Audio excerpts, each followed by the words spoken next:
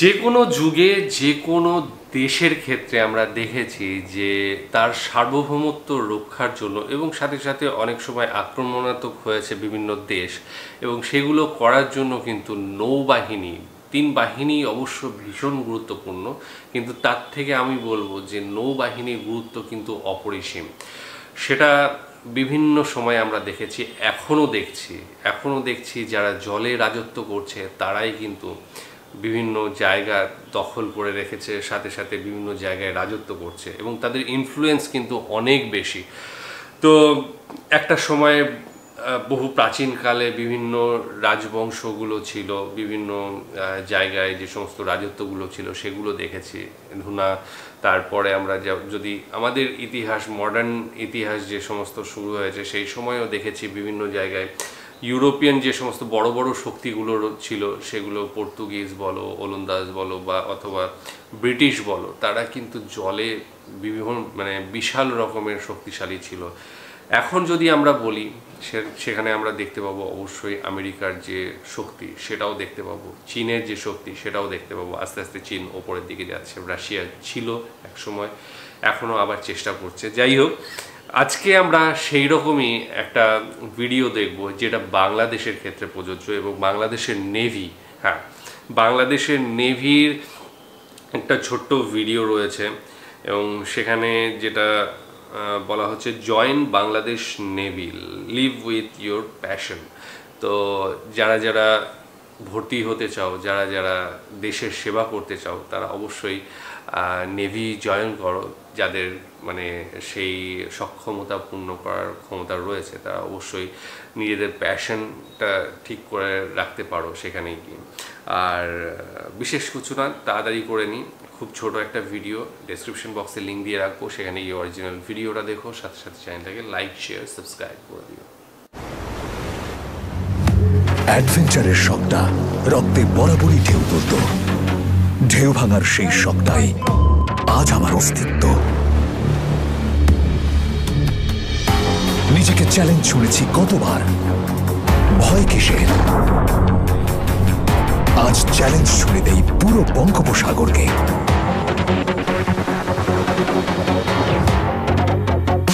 শখের ড্রোনটা সেদিন আকাশ ছুঁতে পারেনি, কিন্তু থামলে কি চলে? সেই আকাশ অপেক্ষায় আজ আমি উড়ব বলে। সাহস দেখিয়ে বাহবা নেবার কত শত চেষ্টা, আজ অসীম সাহস আর দৃঢ় চিত্তে আগলে রাখি দেশটা।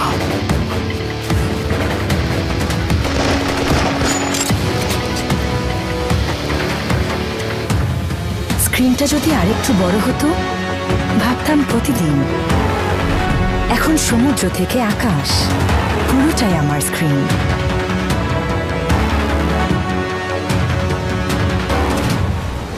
বুকে প্রত্যয় করি সঞ্চয়, নাই ডর ভয়, নাই সংশয়, খুব কাঁপিয়ে সব কাঁপিয়ে আসমান জমিন মহাসাগরে অপরাজেয় চির দুর্জয়।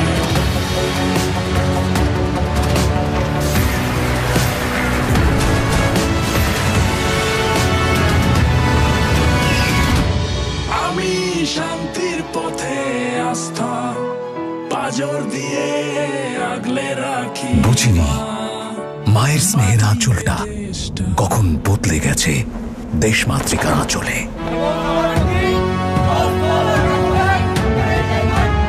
এমন ইচ্ছা, সাহসিকতা আর স্বপ্ন নিয়ে নিজেকে করতে যোগ দিন বাংলাদেশ নৌবাহিনীতে।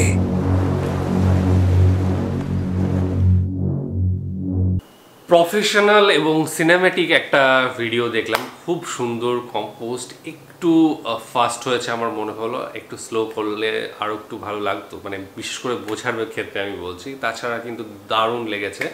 আর যে কোনো সেনাবাহিনী সেই দেশের মানুষের কাছে গর্বের একটা জায়গা, এবং সেই সেনাবাহিনী যদি আরও উন্নতি করে সেটার ক্ষেত্রে দেখতে আমরা সবসময় ভালোবাসি। হয়তো আমার কাছে ডাইরেক্ট কোনো এফেক্ট পড়ে না, কিন্তু যখনই ভাবি আমার দেশের কথা তখনই কিন্তু গর্বে বুক চড়া হয়ে যায়। আজকে অনেকেই রয়েছে যাদের ইচ্ছে ছিল, যাদের আকাঙ্ক্ষা ছিল সেনাবাহিনীতে যাওয়ার, এবং 3টে স্ট্রিম রয়েছে, যেটা হচ্ছে নৌবাহিনী, আকাশবাহিনী এবং সাথে সাথে স্থলবাহিনীতে। তো এখানে মূলত নৌবাহিনীর কথা যেহেতু বলা হয়েছে, সেখানে প্রচুর বাচ্চা চায়, বিশেষ করে টিনেজার যারা, তারা চায় যে একবার ভর্তি হই, কারণ সেই লাইফটা কিন্তু অ্যাডভেঞ্চারে ভরা। বিশেষ করে যখনও পর্যন্ত ভেতরে ঢোকেনি, অনেক খাটনি রয়েছে, কষ্ট রয়েছে। তার আগে যে কোনো টিনেজের মানুষ, মানে ছেলে, সেই অ্যাডভেঞ্চারটা মনে মনেই একটা কল্পনা করে নেয়। বাস্তবে যখন যায় তখন হয়তোবা ওটার থেকে ভিন্ন, কিন্তু অ্যাডভেঞ্চার কিন্তু রয়েছে। অনেক কঠিন পরিস্থিতিতে আসতে হয়, একটা মনে মনে ভাবা, এবং যখন কঠিন পরিস্থিতিতে দাঁড়ায় তখন কিন্তু একটা আলাদা রকমই সময় আসে। এবং তার জন্য অবশ্য ট্রেন্ড করা হয়, বিশেষ করে প্রথম দিকে 2-3 বছর বিভৎস রকমের ট্রেনিং দেওয়া হয়। তো এই জায়গাগুলোই সত্যি যে কোনো মানুষের প্রাউডের জায়গা। বাংলাদেশের ক্ষেত্রেও আমরা দেখতে পেলাম যে সেনাবাহিনীর সাথে সাথে বিশেষ করে এই নৌবাহিনীর যে কর্মকাণ্ড রয়েছে, এবং আস্তে আস্তে আমরা দেখতে পাচ্ছি বাংলাদেশের নৌবাহিনী কিন্তু উন্নতি করছে। একটা জায়গা সময় ছিল, দেশটা সবে মাত্র স্বাধীন হয়েছে, খুব বেশি হয়নি, 71 সালে যখন স্বাধীন হলো, তারপর থেকে যে এই উন্নতি, সেটা ভাবনাটাও অনেকটাই কঠিন। আস্তে আস্তে আমরা জানি যে বাংলাদেশ উন্নতির দিকে এগোচ্ছে। বিভিন্ন বাহিনী তাদের সাথে তাল মিলিয়ে, সেই বাংলাদেশের সাথে উন্নতির সাথে তাল মিলিয়েও বাহিনীও উন্নতির চরম শিখরে একদিন পৌঁছবে। বিভিন্ন ফ্রিগেট রয়েছে, ডেস্ট্রয়ার রয়েছে বাংলাদেশের, আরও বড় বড় জাহাজ রয়েছে, যেগুলো সীমান্ত রক্ষার ক্ষেত্রে, জলসীমান্ত রক্ষার ক্ষেত্রে ব্যবহার হয়। তাছাড়াও বিভিন্ন ত্রাণের সময় এমন সময় রয়েছে যে জাহাজ ডুবির ঘটনা ঘটছে, নৌকা ডুবির ঘটনা ঘটছে, সেখানে কিন্তু নৌবাহিনী ভীষণ প্রয়োজন হয়। এছাড়া জলদস্যুদের হাত থেকে জাহাজকে রক্ষার জন্য ব্যবহার হয়, আর যে কোনো বহিঃশত্রুর আক্রমণ থেকেও প্রতিহত করতে। তো জলবাহিনীর কিন্তু একটা বিরাট গুরুত্বপূর্ণ জায়গা রয়েছে। যদিও আমাদের এই সমস্ত দেশ যেগুলো রয়েছে, ছোট ছোট দেশ রয়েছে, তারা কখনোই আক্রমণাত্মক দিকে যায়নি, সেই জন্য জলবাহিনীর এই রকম প্রয়োজন হয়নি। তবে অবশ্যই আক্রমণের ক্ষেত্রেও কিন্তু জলবাহিনীর একটা গুরুত্বপূর্ণ জায়গা থাকে। তো আজকে যে ভিডিওটা দেখলাম, সেখানে ইন্সপায়ার্ড করা হয়েছে যে সমস্ত ইয়াং জেনারেশন রয়েছে তাদের নেভিতে জয়েন করার জন্য। আশা করি তোমাদের অনেকেই আছো যারা নেভি জয়েন করতে চাও, এবং এই ভিডিওটা দেখে অবশ্যই আরও বেশি ইন্সপায়ার্ড হবে। তো কে কীভাবে ইন্সপায়ার্ড হয়েছে সেটা অবশ্যই জানাও, আর কেমন লাগলো ভিডিওটা জানিও। ডিসক্রিপশন বক্সে লিঙ্ক দিয়ে রাখবো, সেখানে গিয়ে অরিজিনাল ভিডিওটা দেখো। আর আজকের মতো এখানেই শেষ করছি, আগামী দিন আবার আসছি অন্য কিছু নিয়ে। ততক্ষণের জন্য স্টে টিউনড।